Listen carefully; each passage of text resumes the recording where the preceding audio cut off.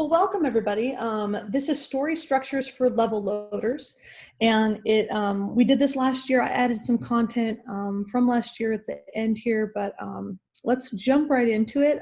Just for an introduction, my name is Sandee Chamberlain. I teach at Kennesaw State University within the School of Art and Design. I'm an assistant professor of animation and illustration, and I'm also the coordinator of the digital animation BFA.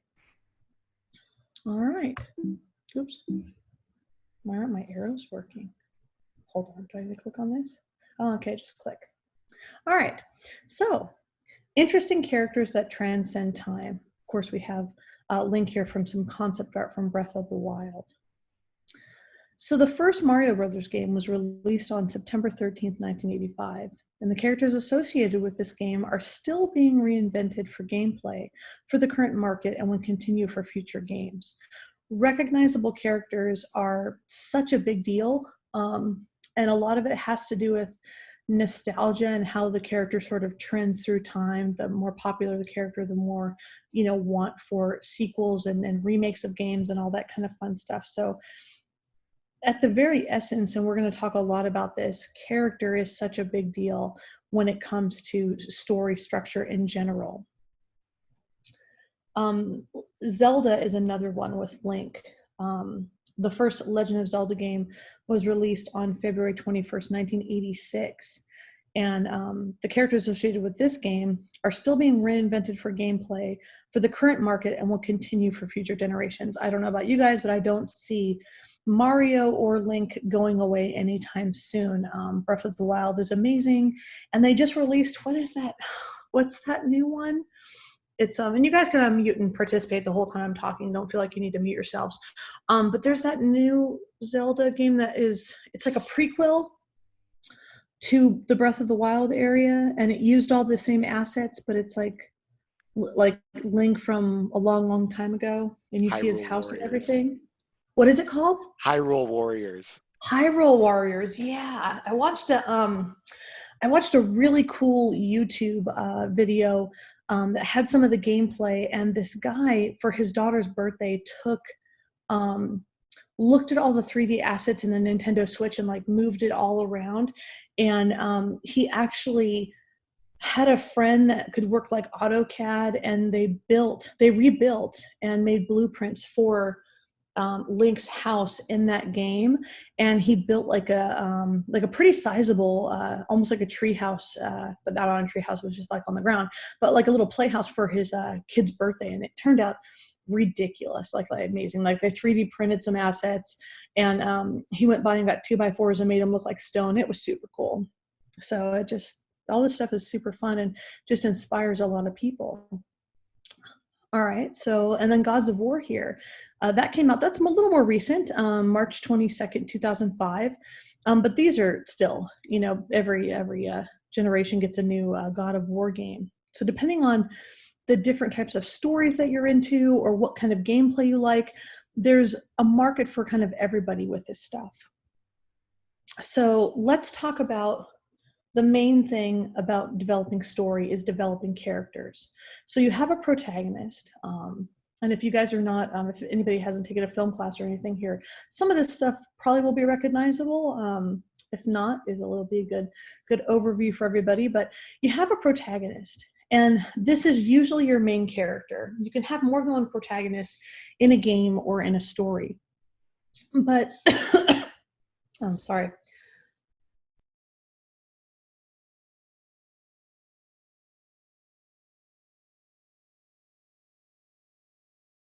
My goodness, I swallowed the wrong way. I'm sorry, you guys. All right, hopefully you didn't hear me coughing. I muted it in time. But our protagonist is usually our main character, or the player that we are playing, the one that we're choosing in the avatar that we're using when we kind of run through gameplay. Then we have Antagonist. This is a character, or sometimes we consider it an other entity, because it could be like a spirit form. It can be environmental attributes that are the antagonist to the character. But basically, I know when you play a game, there is an end goal, right? You have you have something that you want to do. You either want to go through all the levels and beat the last boss, or you want to collect all of the gems, whatever it is in the game that is the objective. The main character wants to achieve that and kind of finish the game. The antagonist is just the character or entity that is putting obstacles in the way of the protagonist attaining that objective or that goal. So it's everything that's kind of standing in the way of you basically finishing the game, which there's a lot of really fun games out there that make it really difficult for you to finish with a lot of side quests. Sometimes you'll have a sidekick character. This is a second protagonist, second to the protagonist. This character serves to aid the protagonist on their quest. And a lot of times in gameplay, you'll get like a little creature or a little animal friend that kind of halfway through the game you'll have as a companion that goes around with you. Subplot characters. These are usually the non-player characters that either serve or hinder the protagonist's quest, right? Sometimes they'll throw you off the course, sometimes they'll be helpful, and sometimes they're just kind of selfish and they want you to do whatever task it is that they want you to do, and you don't really gain any leveling up, or you don't gain anything really good for your objectives. Then you also have the background on the extra characters. These characters enrich the world that the character interacts with. These characters neither serve or hinder the protagonist. So they're the ones that are sort of walking around in the background. All right. I've been playing Spiritfarer.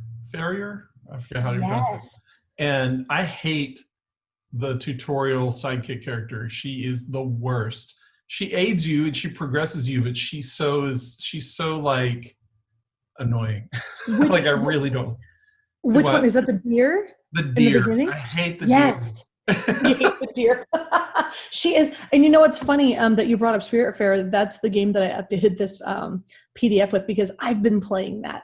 I'm enjoying it. I just hate that character. So good. Yeah, no, she's definitely very annoying, and she definitely hinders you in kind of moving forward. It's always like, I want to go here and I want to do this and I want to do that, and you're like, but I just want to start gathering up my gems so that I can, and my treasure, so I can go see that annoying shark and build up my boat. Right. Yeah, it's super fun. Oh my gosh, yeah, we're definitely going to talk about Spiritfarer, because the character design in that game, even if you don't like the deer, my goodness, the character design is super beautiful. So I'm sorry if you're just starting to play this. I'm gonna and I've only got everything else about it.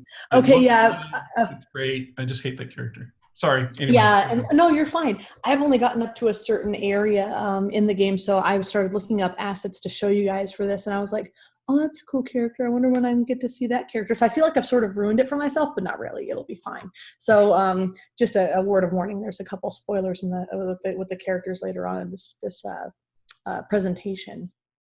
And this, you guys, this is not just for video game design. These are the very basic foundations of script writing and storytelling and novel making. When we're looking at this, you can delve really highly into these things if you want to start writing scripts for like television shows or films or other things. So keeping on with characters, what I like to, I do exercises with my students. And when you're first trying to make a character, sometimes it can be very overwhelming when you're looking at a blank piece of paper and you're like, okay, what do I draw? How do I develop this character? What do I do? Or maybe you're trying to model a character, right, in a 3D software like Blender or Maya or 3ds Max. And you're like, oh my gosh, I don't even know where to start. Well, these are kind of some tried and true ways of starting, and they're very industry standard ways of starting in concept art, is you think about physical, emotional, and environmental attributes. And when we talk about these things, physical is anything that has to do with the character's physical appearance, right? So, are they an average body type? Are they more stocky? Are they dwarf-like? Are they more elven-like, right? Are they alien-like? Are they tall and lanky? And have features that we wouldn't really associate with any kind of humanoid or animal or anthropomorphic characters that we've seen in the past, right? How do they carry themselves, right? So when we're thinking about video game play, we're also thinking about animation. And when you work in the industry, you're thinking, how does this character hold themselves, up in the world? And so you'll do little sketches and concepts. Like here, this is pretty much considered an action post sheet with a quick 3-post turnaround. And it's giving you a sense of the character, you know, like how do they hold themselves? What kind of clothes are they wearing? Like obviously this character, we could read a little bit about here.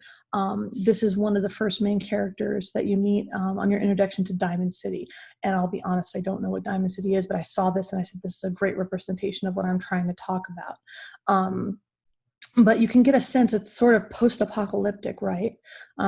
Even kind of Western almost, and even kind of like Western post-apocalyptic, filled with like maybe some film noir type of feel. So you're already being, you know, as a player and an audience and a viewer member, you're looking at these designs and already getting a sense of who this character is and how they will move through the world by the way that they've been designed, right? So you know, you also want to think about their emotional attributes, right? What makes them angry? What makes them happy or sad?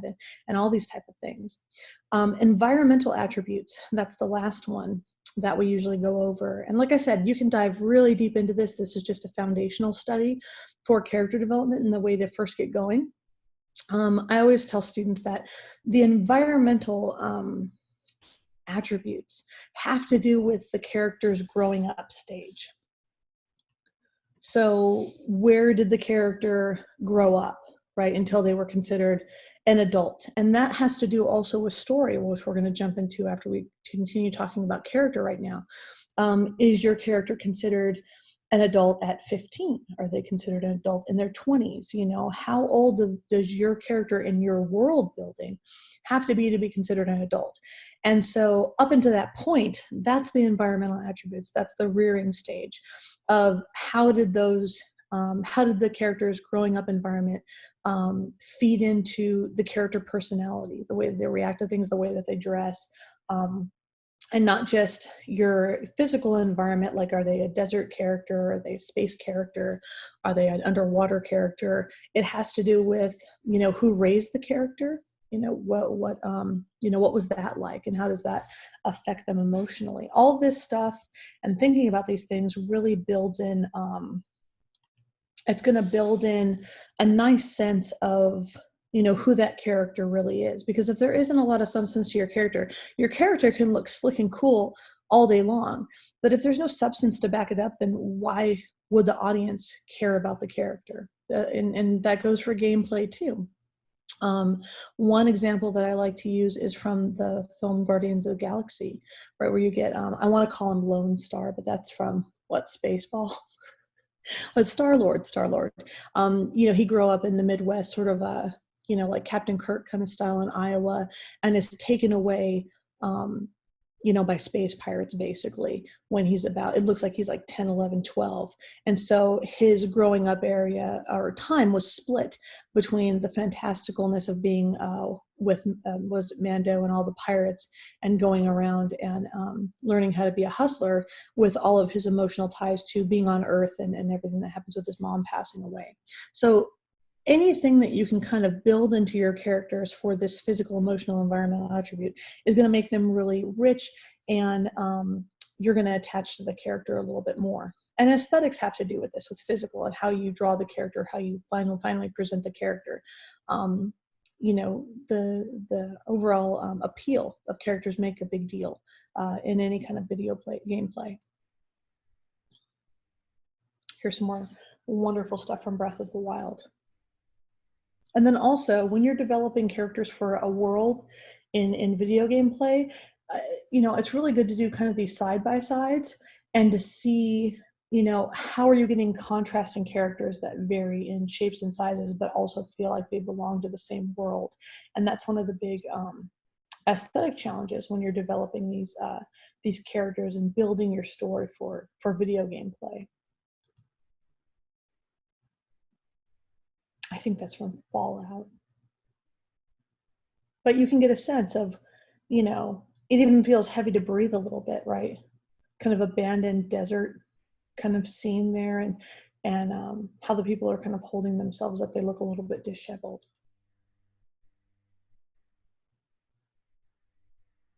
So it's also good to kind of go in and you know, draw out or describe these environments. That will give another good sense on how you can, you know, fuse that back into your character.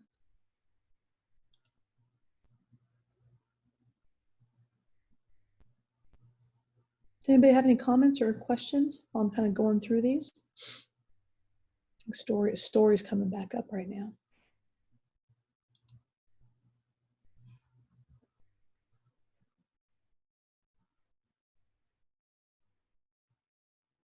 So it's neat to see the contrast, especially here, where, you know, you have everything is very mechanical, and then you come down here and it's like a forgotten town almost on Earth, where nothing is mechanical. There's no electricity or anything anymore.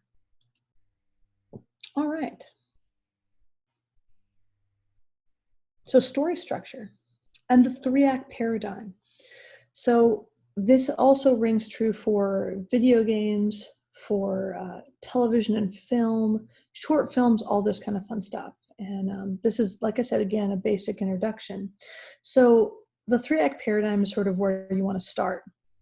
And in Act 1, you have exposition, which is anything that a game player needs to know before they actually start the game. So it's usually your first kind of level loader, and it is a story structure that's sort of built in, and it's a little cinematic that you watch before you either build your avatar or start, you know, the game, or jump right into the gameplay.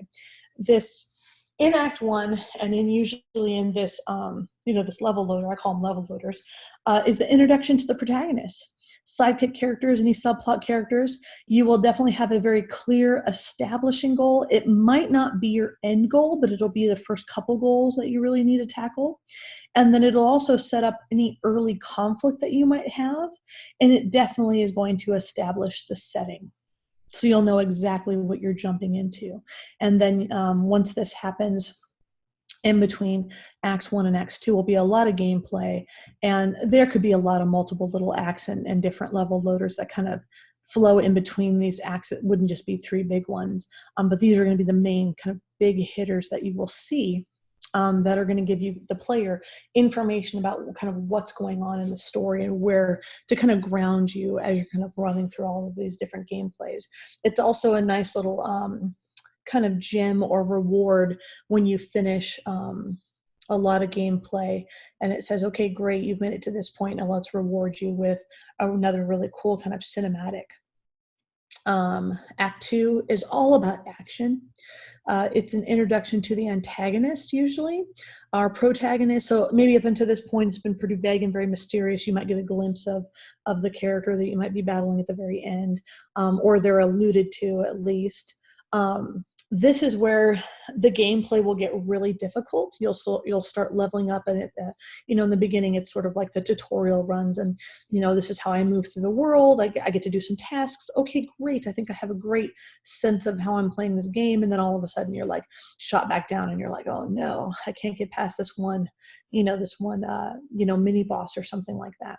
And so you begin to, the protagonist begins to doubt their abilities. Sometimes you begin to doubt your abilities as a game player, but you keep kind of trying. Subplot characters will definitely show their true colors, depending on how intricate the gameplay is. This is where a lot of times you find out you're being double-crossed by characters that you thought were helping you, and they're actually not. And then you'll have a lot more gameplay and some more mini insert scenes. And then your last big one is Act 3. And this is the resolution. This is when you find out what happens in the end. Is it a tragic ending, right? Is it a happy ending? What happens? The protagonist will attain the goal, or maybe it's a tragedy and they don't, or they attain the goal and it's not really what they wanted, or they don't attain the goal. You either finish the game or you don't finish the game. There's usually between Acts 2 and 3, usually right here in one of those level loaders, there is some sort of surprising reversal or twist. And these two terms are interchangeable. Some people in the industry call it a reversal. Some people call it a twist. This happens in film and movies as well. It's sort of that thing where if you have very good storytelling, really, really good storytelling, you won't be able to see this a mile away. But I'm sure that all of you guys have watched a television show or a film, and within the end of the first act, more than likely you figured out what's going to happen in the end, and then it just ends up playing out for you. But when it doesn't, when you have a surprise twist or a reversal that you did not see coming, then you are genuinely surprised and you're kind of mad that you didn't figure it out, but you're enjoying it because it's something new and fresh. And that's what you really want to shoot for. You want to give your audience or your game players something that they didn't expect. Work some of that stuff into your overall story arcs for your characters and for the overall story itself. And then, we move on and characters and story arcs will be finalized. And when we talk about character and story arc, a character arc will be, the character is a certain way in the beginning of the gameplay, and all of the trials and tribulations that they go through over playing the game and everything that they go through will end up changing their demeanor or changing their attitude about a certain thing. If this doesn't happen, that's fine. There are some characters that stay null. One good example is the dude from The Big Lebowski. Everything is happening around him, but his attitude really doesn't change. He's like a ping pong. The metaphor for him is a ping pong ball. He just keeps getting pinged back and forth between all of this crazy malarkey that keeps happening. But for the most part, with video games and with other stories, you'll have the character will definitely go through an arc, and stories will also go through the arc as well. So within your gameplay, there are a couple things that can happen here. You can have plans and payoffs. So you might teach a character, you might go through a tutorial where you learn an ability and then you're like, okay, great, I learned this ability, but it really doesn't do anything right now. Well, maybe it doesn't do anything in Act 1, but it definitely will show up in Act 2 and Act 3. And then we talked about the reversal. That usually happens at the climax of the story arc between Acts 2 and 3. That's normally where it happens. It doesn't necessarily have to go there. It just depends on how you've structured your story. Story and character arcs will happen throughout each act in addition to the story as a whole. So you can have like mini arcs that the character kind of goes through, and it could be learning an ability, it could be meeting different characters, there's lots of different arcs that can happen with the story and characters going through this process. All right, and then let's talk about story structure for linear storytelling. So let me see if I can move this. Yeah, there we go. So the story is unfolded on a linear track throughout the gameplay experience.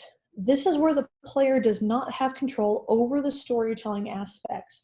The story structure will bring an understanding of the character's motivations through the reveal of story elements. Gods of War is a very good example of this kind of linear story structure and how you sort of move through these worlds.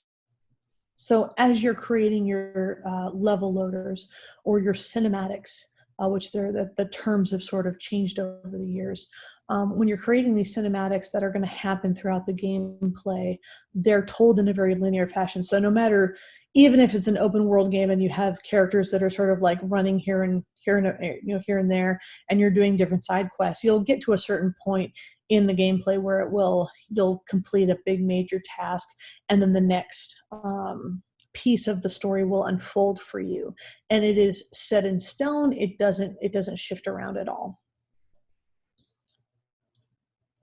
Then you have nonlinear storytelling, and this is when, and this is from, I think, Red Redemption 2, this is where the story unfolds in a nonlinear track by the player making in-game decisions that usually play out in an open world setting. The player can create a hero or anti-hero based on various choices that point the character down different story paths. So this is where lots of cinematics are integrated into the story that will prompt, depending on what you've chosen for your avatar. Have you chosen for them to be the anti-hero or the hero? And it's sort of like a choose your own adventure game, right? And Red Redemption and Red Redemption 2 are really good examples of this type of story structure. It's sort of like halfway between linear and nonlinear, where it's all programmed in, but based on player choices. And like I said, those in-game decisions, that's when it sort of unfolds in certain ways. And you can kind of play the game. And what makes this interesting is you can play the game multiple times where you're getting different outcomes and you're seeing different cinematics, which all have to be sort of pre thought out and integrated into the gameplay. And then, Spiritfarer. We talked a little bit about this earlier. I started playing this a few months ago, and my goodness, I really enjoy 2D aesthetic. That's what I teach at Kennesaw State. And it's a very calming game, which has been very nice during the pandemic, honestly, and everything that's been going on lately. And it's a beautiful game by Thunder Lotus Games. And I think it was JP that was talking earlier. Has anybody else played this game? Or is this going to be new to everybody?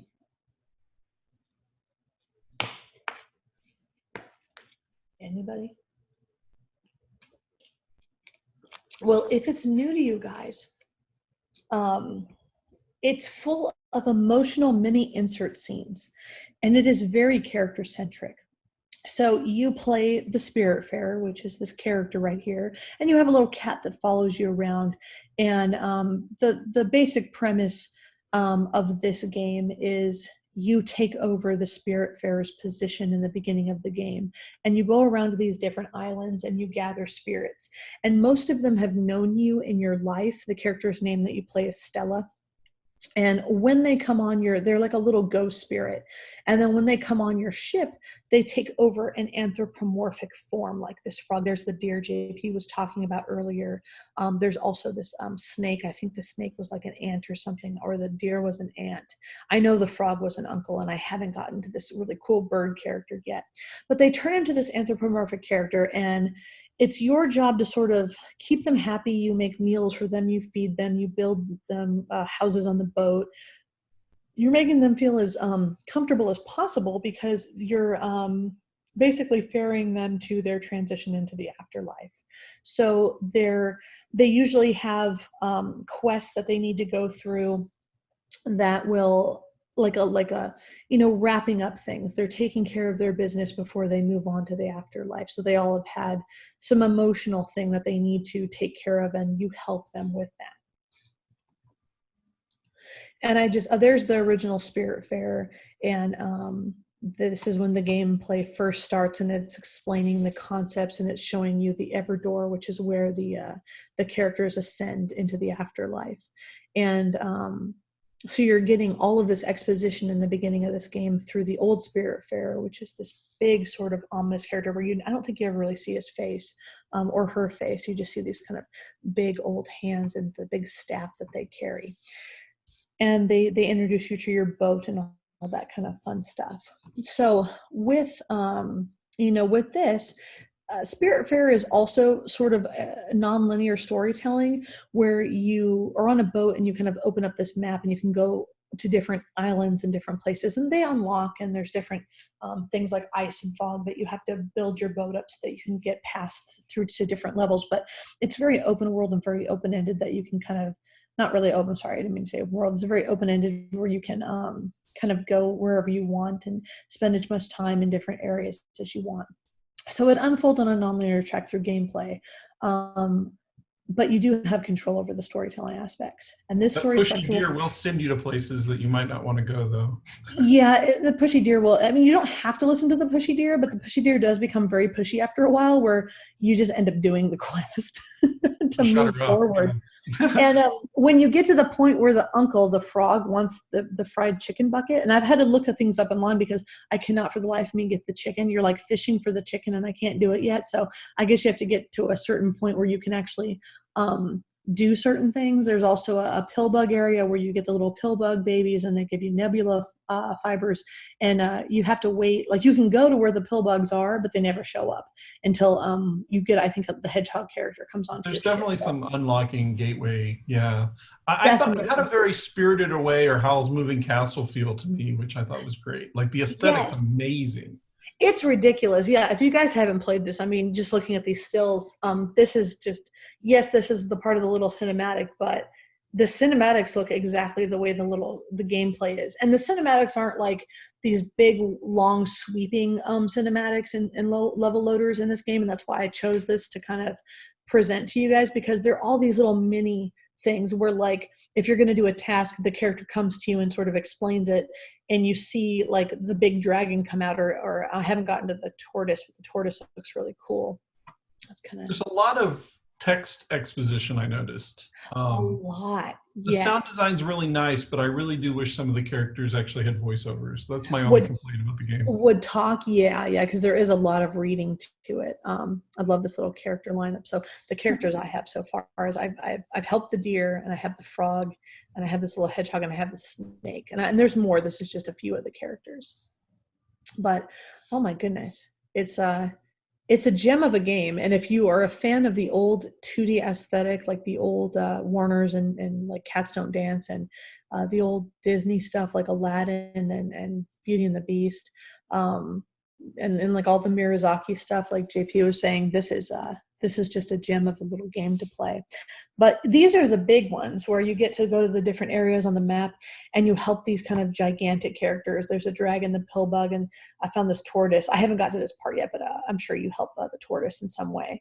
And you do these like kind of side quest mini games that are very fun. And usually one of the characters with the text bubble will come up and explain, the premise of what you're supposed to do with this little side quest. And they're very fun. And then there's the deer. Even though she's pushy, you still sort of have you ascended the deer yet, JP? No, I'm not that far along yet, but I can't wait for her to go. Yeah, and you know what? When you get to that point, people warn you when you look online and you see about reviews of this game. You're like, oh, it's such an emotional game. I'm like, it's a video game. I don't know. And I haven't gotten through Ori and the Will of the Wisp, but my boyfriend said that the end of that game is very emotional as well. But I will tell you, when you take the deer to the Everdoor, when you take the characters to the Everdoor and they ascend, it is kind of emotional. I was very, very taken aback by how much the storytelling, even through the little speech bubbles, affected me when it actually happened and how beautiful it was. So it's just really interesting. And this is the part of the gameplay that the characters go through the Everdoor.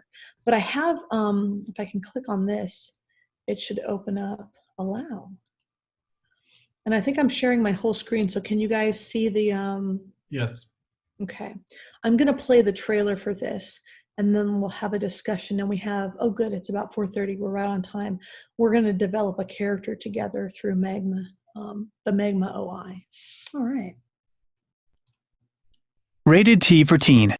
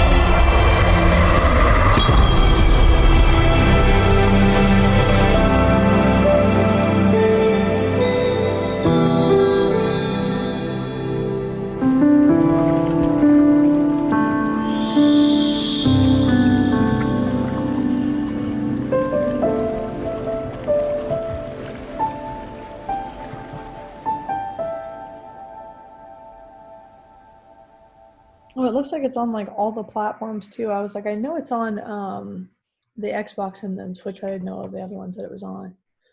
So yeah, I'm playing on a PS4. Yeah, no, it's so pretty, and my goodness, it's wonderful. So and that's the end of my actual presentation here, but we're going to continue on with the last kind of 20 minutes with developing a character together. And if you guys have tablets or a way of drawing, even if you want to do a mouse drawing, I'm going to show you guys Magma.io, and we're going to go ahead and go on over to that platform, and everybody can kind of draw together, and we can either talk about Spiritfarer, develop a character, and I'm going to open it up for like questions and all that kind of fun stuff. All right, and if you want a copy of my presentation, I can email that to you. So before you leave today, make sure that I have your email in the chat area. So if you guys haven't if you guys don't know about this yet, if you go to magmastudio.io, this was something that just launched a couple months ago, I think at the end of September at Lightbox, the Lightbox conference virtually, and you can use it for free. And there's also professional sales if you have your own studio and you're working remote and you're working across different states, or even this works internationally. As long as anybody has connections to the internet, everybody can kind of draw together, and it's pretty great. I don't think is this an actual little video we can watch? Let me show you guys. Yeah. So everybody can kind of draw at the same time, and when you sort of log in, it has your name, and everybody can see what everybody's drawing, and you work on a big canvas all together, and you can collaborate and draw. And the drawing is very intuitive. It has it's like using Autodesk Sketchbook Pro or Photoshop or Clip Studio. It's pretty fun. So I've made a room for us, and all you have to do is just say, I want to try this for free.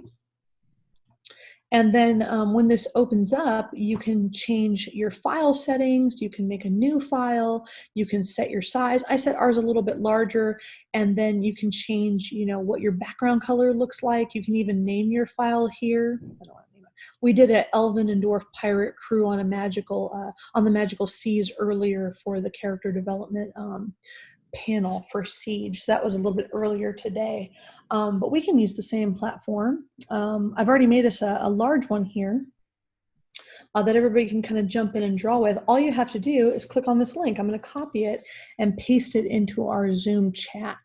So let me get back to our Zoom. Let's see here. There we go.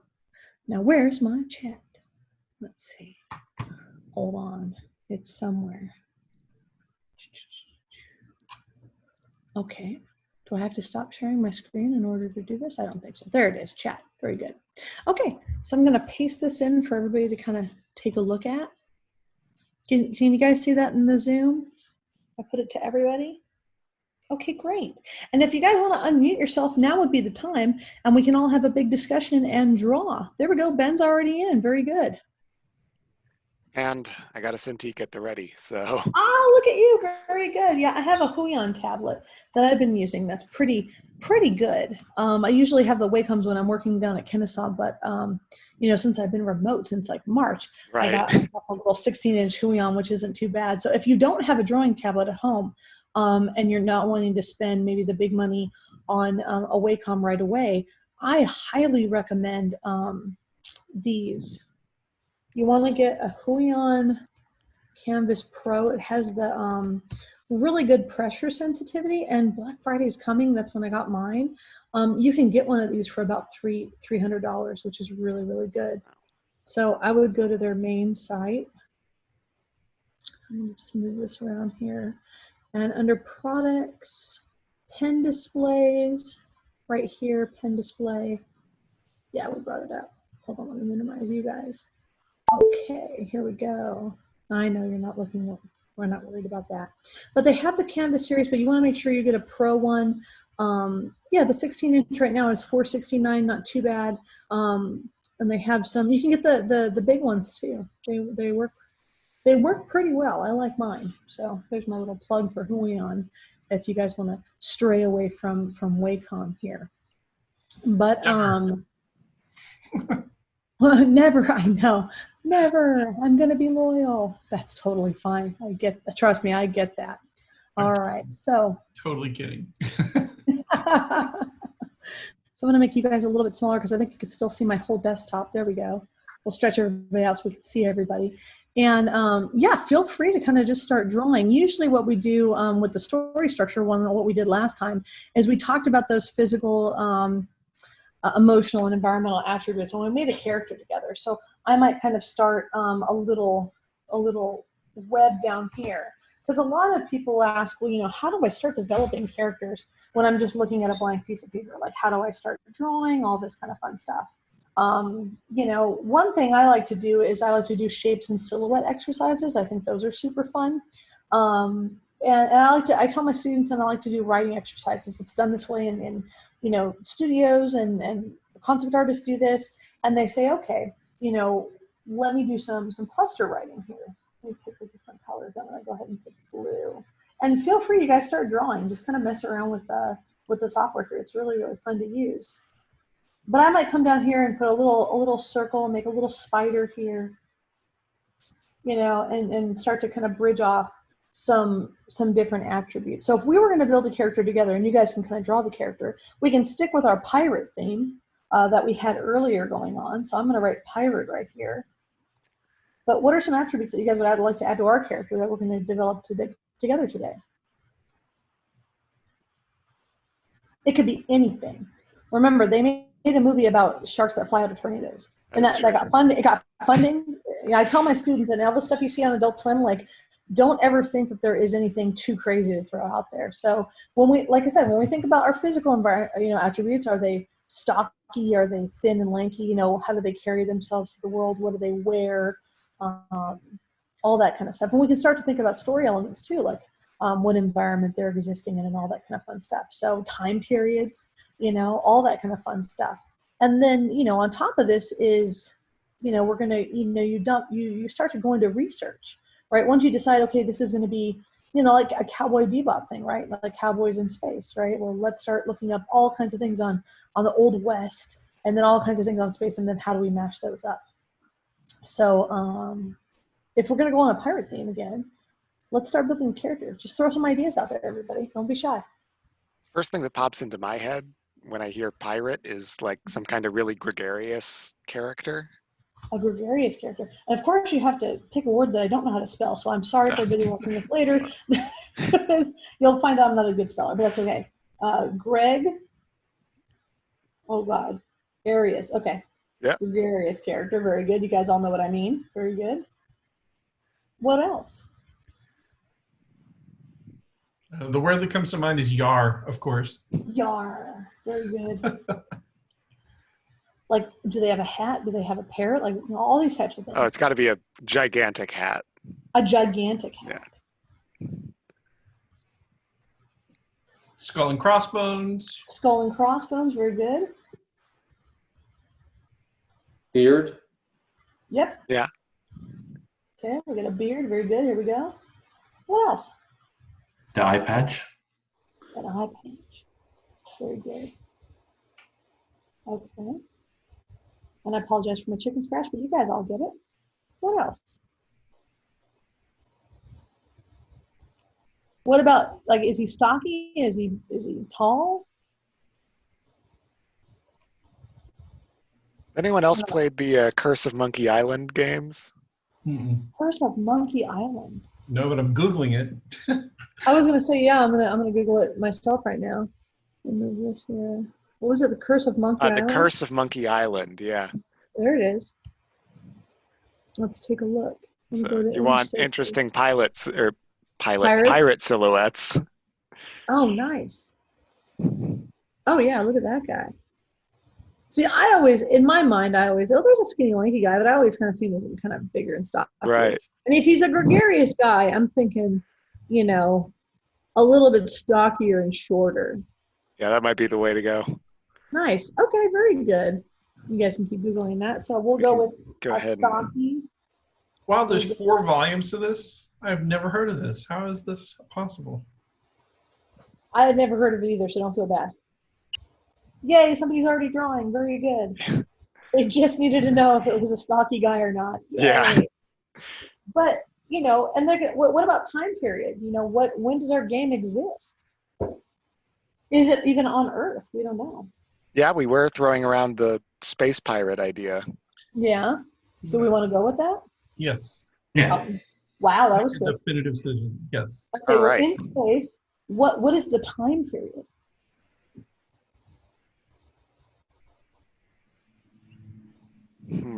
Maybe just lean into the kind of retro future Star Wars-y kind of thing. Retro future, okay. Yeah, that way everything can still kind of look piratey. We just kind of actually Treasure Planet would be a good example. Planet, Yeah. actually really good. That is good. Good call. It feels like it almost has like a vaporwave feel, right? I think, yeah. Yeah. Oh, drawing with the mouse is hard. Oh, yeah. That's okay though. Drawing with a mouse is hard. Sometimes when my tablet doesn't work or I don't have access to equipment and I'm teaching like complex animation, I just tell the kids, I said, well, ready for the ugly mouse drawing, here it comes. And then I actually animate with the mouse and then they think it's hilarious, but I'm still getting the technical stuff across. So yeah, no, that doesn't matter. We're just here to have fun. All right, what else? We got Yar.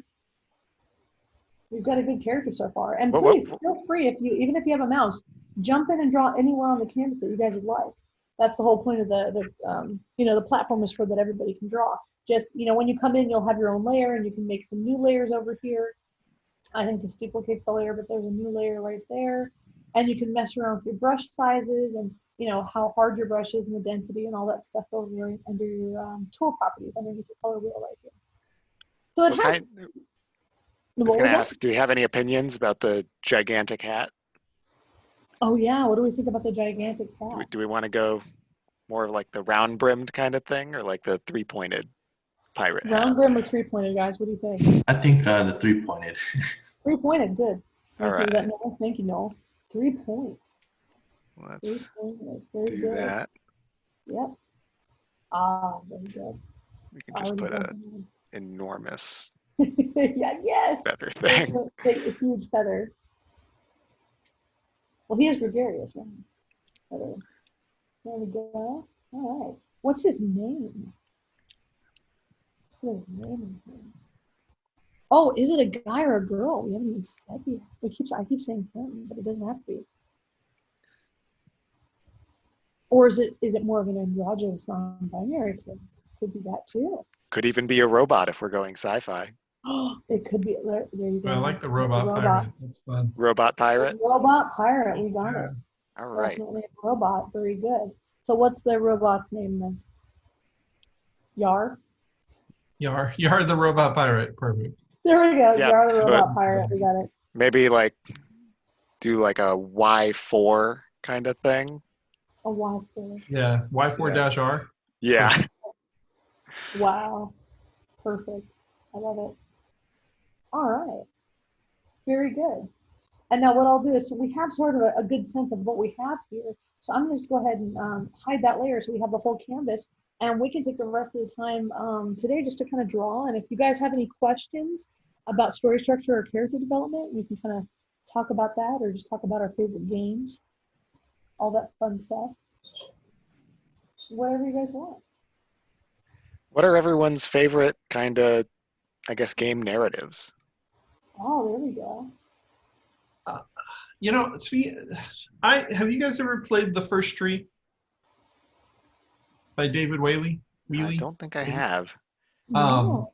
I'm taking his game dev course because I'm terrible at programming in Unity, and he made this game with no programming. He actually used an object-based programming language in Unity that's like an add-on. And so I'm taking it just to kind of learn that and pick up some things. And he did this story called The First Tree, which is actually like two stories. So you're following this fox who's trying to find her lost pups, while at the same time it's being narrated by this guy who has been estranged from his father who recently passed away. So it's about death and loss and kind of family.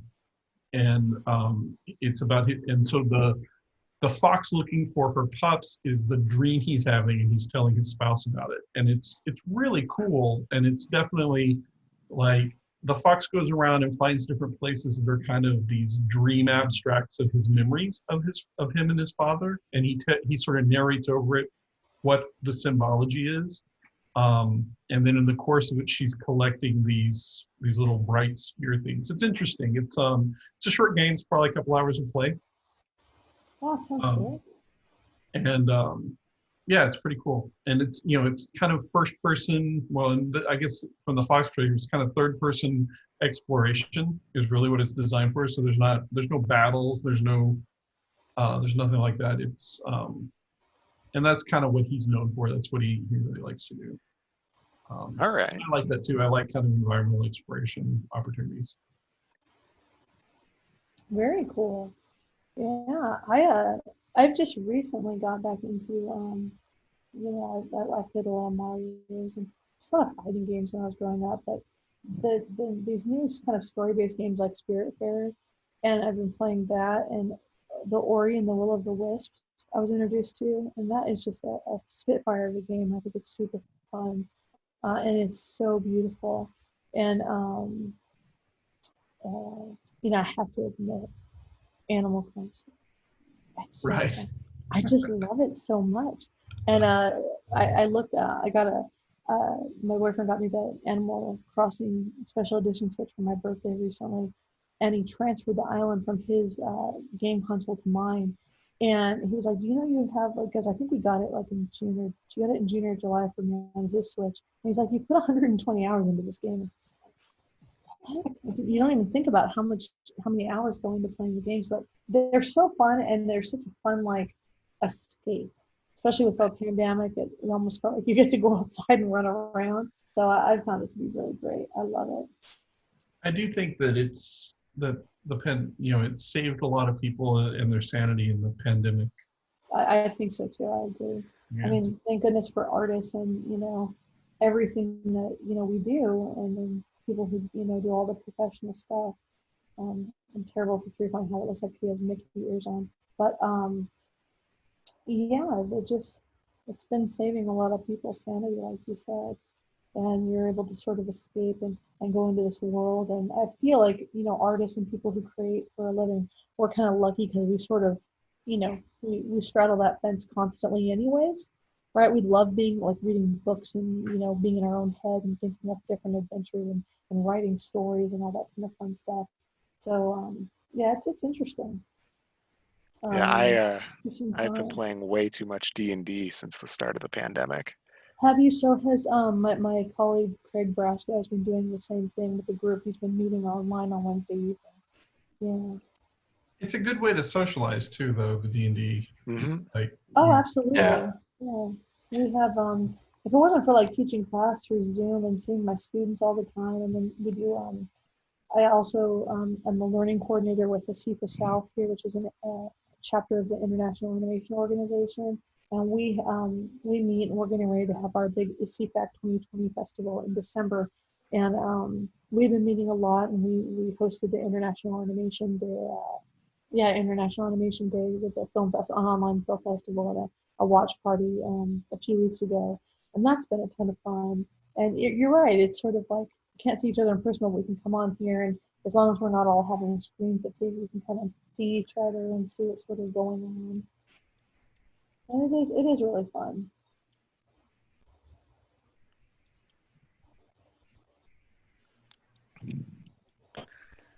That's good. When you were talking about pacing and the 3-act structure in games, one of the games that I've always thought handled that really well was actually Mass Effect 2. Okay. Yeah. The thing I loved about Mass Effect 2's particular kind of framing device for its narrative is that even though it was a high stakes story, it was a low urgency story. Oh, okay. It's okay. There's this problem. This new alien species is abducting entire human colonies. We need you to put together a team to stop them. So you have this kind of tension of, hey, entire colonies are disappearing and we don't know when they're going to attack again. but your job is recruiting this dirty dozen of cool characters. Nice. And then, halfway through the game, the collectors kind of get sick of you messing with their stuff, attack your ship, kidnap your crew, and then it puts you on a timer to do the final mission without suffering penalties. Oh, wow. Okay. But, it's kind of like a telegraphed point of no return kind of thing. Okay. So, once you kind of, and so for most of the game, you're free to explore without having this like crushing, world-ending threat over your shoulders. Mm-hmm. But then like once you reach that stage in the plot, it's like, all right, but now we're going to put the pressure on, and now you're on a clock. Oh, and there you go. Yeah. That climax, it's almost like when you're if you read a roller coaster and it's like it's inking its way up to the top, and then you get to the top and you're looking out everywhere, everything's really really quiet, and it's like the crest, and then all of a sudden it like jumps down and zips down into that first dip, and you're like, oh no, and your whole world is turned upside down. The other thing it did that was just mind-blowing at the time was the entire game is about recruiting this team and getting to know your teammates and kind of helping them deal with some of their backstory stuff. Oh, nice. But then if you didn't pretty much resolve that character's conflicts, there's a chance that they can be killed off permanently in the final mission. Oh no.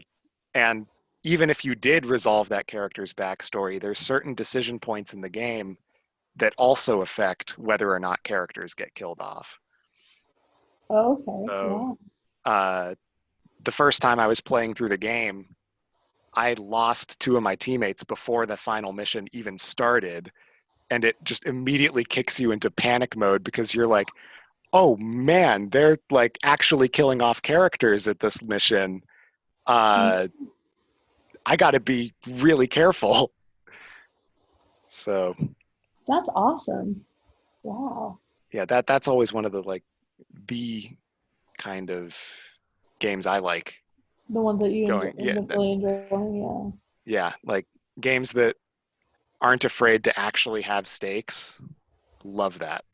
Okay, very good. Yeah. Speaking of games that have stakes, have you guys played? It's like a little platform game. I think it's called Hades. Ooh, I've heard of it. I haven't gotten to try it yet. Yeah. Yeah, I was watching my boyfriend play that, and it's really, it would drive me crazy. I'll tell you right now, I could never play it because I like to progress through. I like Spiritfarer and slower games. I like to progress and hit little check marks and say, okay, save my game, and I want to come back and continue on, and I want to feel a sense of moving along. Where with this Hades game, it's super fun and super neat. But as you go through, you start at a certain point in the game, and you go through and you learn different abilities. And if you die, you go all the way back to the beginning. And the whole point is to beat the game from the beginning in one fail swoop. It's almost like a one shot. Like Journey. Story. Like what? Journey. Is that like that? I'm not sure. I'm not. What is Journey? Oh my God, that game is amazing. And it's not high stakes, there's no high risk, but if you like, there's no way to save the game. So if you quit out, you basically start over. Oh, okay. Wow. And it's pretty short, but it has this really cool Middle Eastern vibe. There's a lot of sand and there's a lot of warm tone colors until the very end where it shifts to blue. But it's a life journey of the character you're playing, and what I didn't realize when I played it, and this is the same thing with The First Tree, and the reason I found out about Journey is because it was one of the games that he references as inspiration. In The First Tree, at the end, you have an opportunity to say, if there was one last thing you could tell your father, what would it be? And you type this in, and then you get to the very, very end, and you find out that this is actually a multiplayer game and that you're getting the message that some other player had written as their final message to that person. Oh, wow. Super emotional, right? Because you realize what happened. And the same thing in Journey, you're playing along, and occasionally you'll run into another traveler, Okay. right? Yeah. And you can't communicate except for these little chirps and tweets because they're kind of like bird-like characters. Okay. And I was like, wow, this AO is really interactive and reactive. Like, I mean, like it was like the AI of these NPCs is amazing. And it'll kind of follow you around, but then it'll kind of wander off into its own thing, and then you might run into it again, and it'll chirp at you or respond in some way. And then at the very end, it lists the credits and it says fellow travelers, and it lists these other players that were actually who you ran into, and you didn't realize that it was an MMO. And that was really cool too, that these were people you ran into in your life journey of your character. It was interesting. It's beautiful. If you haven't ever seen it, you should definitely. Let me find. Journey. Okay, I'm definitely gonna look at that. And I'm pretty sure it's available on most platforms, most if not all platforms. Okay, great. But it was amazing. Like, I really couldn't believe. Like, I had heard about it. People had been like, "Oh, you should play this game." And I was like, yeah, whatever, I'll get around to it. Yeah, 2012 is when it came out. Okay. And when I finally played it, I was like, wow, why didn't I play this sooner? Like, what is wrong with me? Here's the, I'll put the Steam link in chat. Oh, great, thank you. And you can watch the trailer if you want. Yeah. But that's one of those games that kind of stopped me on my tracks. I was kind of like, wow, this is, and when you watch the credits, like the army of people that went into designing this really beautiful yet simple game it's always the example I use whenever I'm talking to people who are like, I want to make a game, and I'm like, let me show you something. This is short and it's interesting, but look at all the people. Like, be prepared to, like, don't work in a vacuum. Like, talk to people, get people to help you, even if it's just on a sound effect or a graphic or whatever. Like, yeah, that is, I mean, honestly, and that's a really good point. It's few and far between that we do these things on our own. If you can gather up a group of people who are passionate about a project and that you can count on, right, that are going to show up and actually commit to the project and not just get excited in the first, even year of production. That's the kind of nice camaraderie that can really make these amazing, independent games. I mean, look at but you can't do it all on your own. Look at Meat Boy. You guys know about Meat Boy? Mm-hmm. I think so. Yeah. What was the documentary's called? What is it was just out. I think yeah. A little bit of it. It's on Amazon Prime, I think, isn't it? Yeah, something like that. And I was really it's a funny thing, and the guy who created it's super funny, but he really talks about how what a struggle it is to get these independent games up off the ground, especially when you're working with a small crew, but how he started out on his own, just doing basically like little flash animations. And I think he went to the Art Institute, and when he graduated, he was like, well, I don't really know what I want to do with this. They were pushing me more 3D, but I like more 2D pixel-based stuff. So he just said, I'm going to do it. I'm going to do these simple games and learn some code. And he made, the little characters, and then he made the game Meat Boy, which just became wildly popular. And now he like employs other people. But I think in the documentary, he talks about how, you never know what's going to happen in life. And he went into like a bunch of debt, and they didn't know if the game was going to, happen. But it's all about perseverance. Well, they had a lot of trouble with Xbox, didn't they? Something like that, yeah. It's Indie Game the movie, if you guys are interested. That's what it's called. It's really available. cool. I've heard of the movie. I didn't know it was about that game in particular. It's about 2 or 3, but that's the main focus game for sure. Mm-hmm. Yeah. Here, hold on. Let me stop. No, quit. Put another one in the chat for us there. Yeah. Thank you. Since I refuse to mouse draw, it's making me crazy. I know. There, that's the YouTube link for the video for the trailer. Thank you. And if you have Amazon Prime, I think you can watch it for free. Okay. And they do have a sequel, but I haven't seen it yet because it's not free. Yeah, I don't think I've seen the whole documentary. I think I saw some YouTube stuff, so I might go check that out. That, and I think what it is, the Console Wars is on something. I don't know what it's on. But have you guys heard of that book, Console Wars? I've heard of it. I haven't seen it. Yeah, it's Yeah, like it's a the book same and kind now of it's a thing. movie. Yeah, I don't know. I haven't seen it, so I can't like recommend it or not recommend it. But it's just interesting with the history of Sega and Nintendo and Xbox and all this stuff, and how we have everything we have now, but it was like a big war for business back in the day. It's really interesting. I've listened to a little bit of the audiobook. And it was interesting.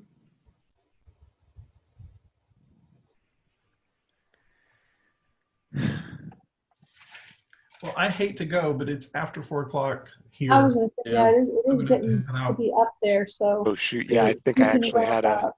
5 o'clock thing I was I guess signed it's up 5 for as you well. guys, yeah. Oh well, you guys better jump out of this. So if you want me to, I can also save this file if you guys want this file of the pirate stuff. I know Ben probably wants his drawing and everything. So I'll save this, and if you guys throw in the Zoom chat before you leave, just throw your email up there, and I'll send you the PDF and this pirate drawing that we did today, and then you'll have my email in case you guys have any questions in the future about story or character, any of that kind of stuff. Okay, feel free to reach out.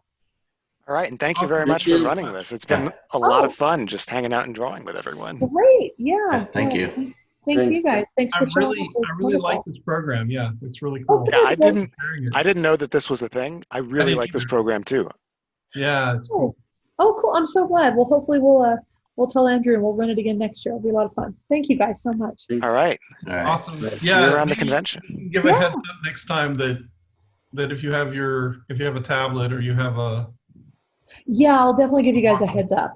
I'll put that that'd in be the great. program description for sure. I didn't even think about it when I was first putting the information out there, and then we did the stuff this morning, and I was like, oh, we could do the same thing with this one. So for next year, I'll let you guys know. All right. Awesome. Well, All right. see you Thanks around. again. Have fun at the con, guys. Bye. Thanks. Bye.